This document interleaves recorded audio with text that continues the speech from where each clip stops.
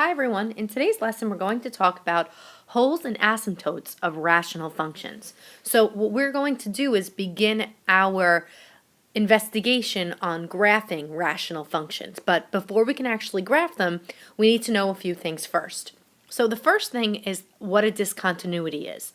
A discontinuity or discontinuities of rational functions are values where the fraction is undefined.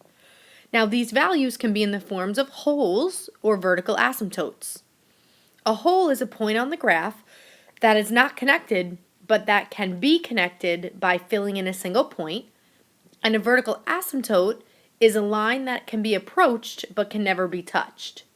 And vertical asymptotes are always in the form x equals a number. So let's talk about what I mean here by looking at a picture. So this is an example of this rational function graphed. We have a piece here in green and a piece here in green. And if you look right here, there's a hole at x equals -2 and y equals -0.2. And there's a vertical asymptote here. This is the line x equals 3. This line is approached by the graph but never actually crosses it. So every rational function may have a hole and may have vertical asymptotes. And they also have, see this yellowish orange line here? This is a horizontal asymptote. It's a line that it approaches but never touches. So we can find these things algebraically. So the first thing that you want to do is factor. So step 1 is factor. So we're going to factor the denominator. The numerator can stay. So if I factor the denominator, I'll get x minus 3 and x plus 2. So once I factor the denominator, I can find the undefined values. So the undefined values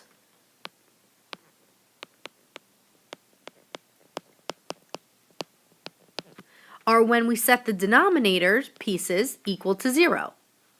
So x minus 3 equals 0. We add 3 to both sides, and we get x equals 3.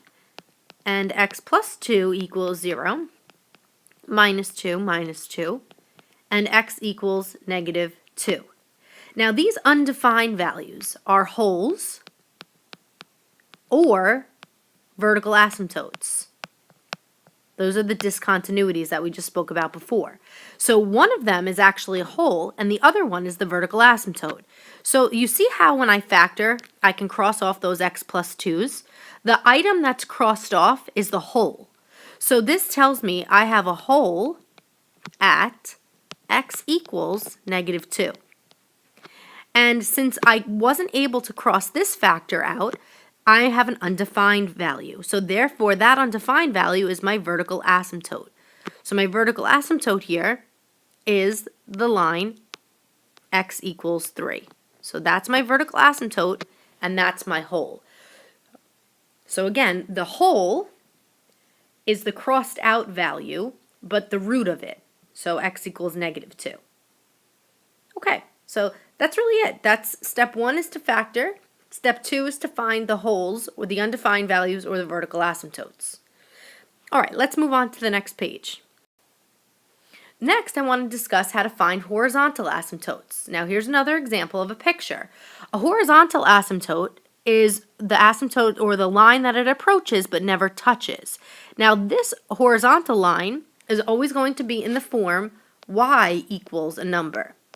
For example, this horizontal asymptote is the line y equals 1, where this vertical asymptote is the line x equals 2.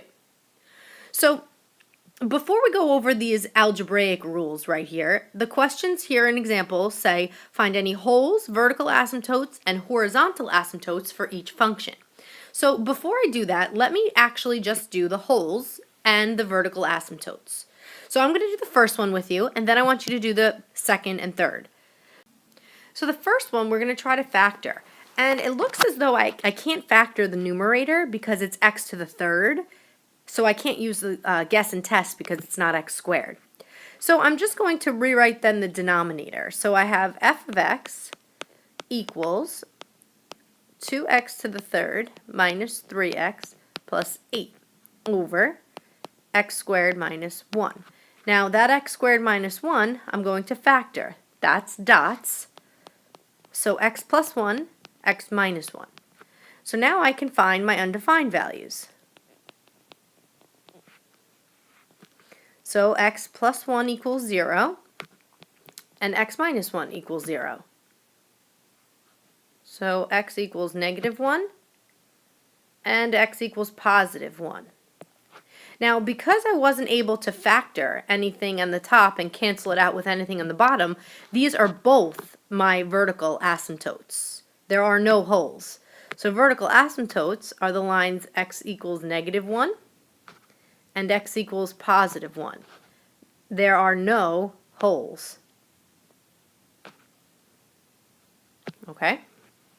So what I'd like you to do now is pause the video and try question numbers 2 and 3 and find the vertical asymptotes and the holes, and then hit resume when you're ready for the answers. Okay, so the numerator seems like it can't be factored again, but I'm going to have to figure out a way to either factor the denominator or find the undefined values. So I can leave this as x squared minus 5x plus 9, and I'm going to try to factor this with guess and test. So I can make this 10 and that 1. And I think they both have to be negative. Yeah, so that'll work. So the undefined values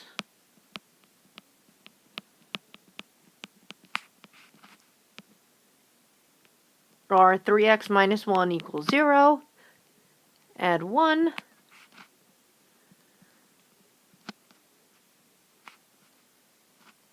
So 1/3. And plus 10. X equals 10. They are both vertical asymptotes. So this one and this one are both vertical asymptotes. There are no holes because I can't factor the numerator.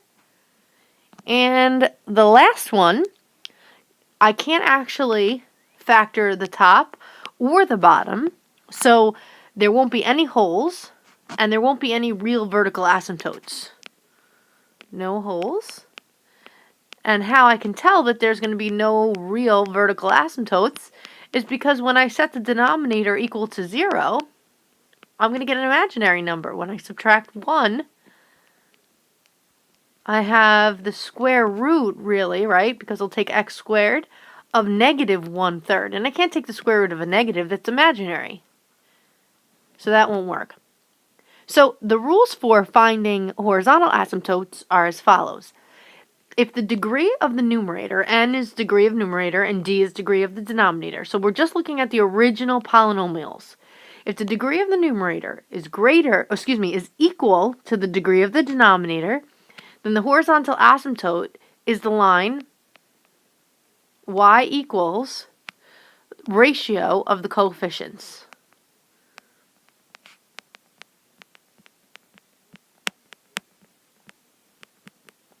So let's see what I mean. So let's find an example where the degree, the highest degree of the numerator, is equal to the degree of the denominator. So you see these two? The squared and the squared, they're both equal.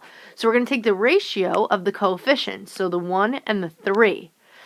So here, my vertical asymptote is 1/3.